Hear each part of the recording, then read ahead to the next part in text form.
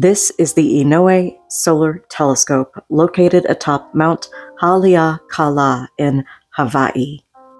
This solar telescope has a large 4-meter diameter mirror that scientists are using to study our sun.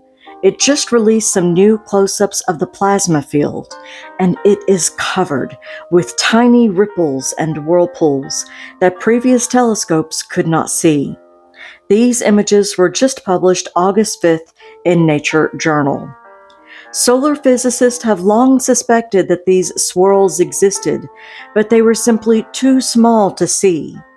But the Inouye Solar Telescope finally has the resolution to capture them. The Maui-sized whirlpools are caused by Kelvin-Helmholtz instabilities. Here on Earth, these instabilities make ocean waves curl when wind blows across water. But on the sun, the wind is the plasma, where magnetized plasma and non-magnetized plasma slide past one another at different speeds. The boundary between them rolls up into vortices. This could help solve the long-standing puzzle of where solar flares get their power. These powerful explosions are driven by magnetic energy.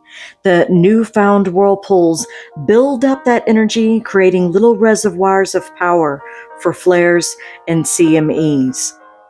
In the last part of this movie, the HAO Miram simulation data is overlaid for both the synthesized intensity and the vertical magnetic field component that is finally displayed in 3 dimensions. This view reminds me of multi-vortex tornadoes here on Earth, but these are the size of hundreds of kilometers swirling in plasma chaos. This information is courtesy of spaceweather.com, the National Solar Observatory, and video of the solar plasma field is from a combination of data from the Inouye Solar Telescope, NASA, and Solar Dynamics Observatory satellites.